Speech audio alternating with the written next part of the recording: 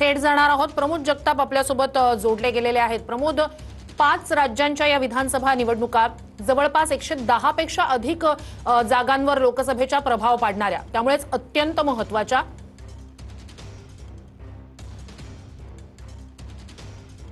श्रुती अगदी बरोबर आहे। ज्या पद्धतीने आता दिनेश सर सांगत होते की पश्चिम बंगालची निवडणूक अत्यंत महत्त्वाची आहे, कारण पश्चिम बंगालमध्ये सगळ्या देशाचं लक्ष लागलेलं आहे।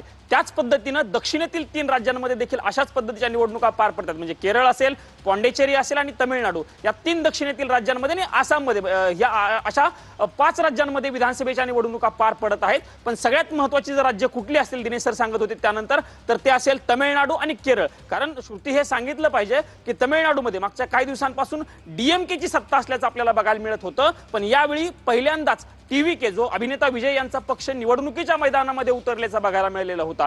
दक्षिणेतील राज्यांचं गणित जर श्रुती आपण सांगायला गेलं तर स्थानिक अस्मिता आणि भाषेचा मुद्दा हा त्यांच्या दृष्टीने अत्यंत महत्त्वाचा असल्याचं आपल्याला चित्र बघायला मिळालेलं होतं। आणि विधानसभा निवडणुकीच्या प्रचारादरम्यान महिलांच्या आरक्षणाच्या अनुषंगानं दक्षिणेतील राज्यांचा प्रभाव जो आहे तो कमी करण्याचा डाव केंद्राकडनं केला जातोय, हा महत्त्वाचा मुद्दा प्रचारामध्ये राहिल्याचं आपल्याला बघायला मिळालेलं होतं। त्यामुळे तमिळनाडूमध्ये टीव्हीके असेल किंवा एआयडीएमके असेल आणि डीएमके या 3 पक्षांमध्ये जरी लढत होत असली तरी टीव्हीके पक्ष नेमकं काय भूमिका बजावतो यावरती सगळी गणितं अवलंबून असणार आहेत। श्रुती, अनेक एक्झिट पोलमध्ये डीएमकेची सत्ता राहील असं जरी सांगितलं जात असलं तरी काही एक्झिट पोलनुसार टीव्हीके हा किंग मेकरच्या भूमिकेत असेल असंही सांगितलं जात आहे। त्यामुळे तमिळनाडूमध्ये नेमकं काय होतं हे बघणं महत्त्वाचं असणार आहे। तमिळनाडूमधील डीएमके हा पक्ष विरोधी पक्षाची जी इंडिया आघाडी आहे श्रुती, त्या इंडिया आघाडीतील एक अत्यंत महत्त्वाचा पिलर आहे। म्हणजे दिनेश सरांनी ज्या पद्धतीने टीएमसी सत्ता राखणार की नाही हे बघणं महत्त्वाचं असणार आहे असं सांगितलं, कारण टीएमसी असेल डीएमके असेल हे 2 महत्त्वाचे पिलर जे आहेत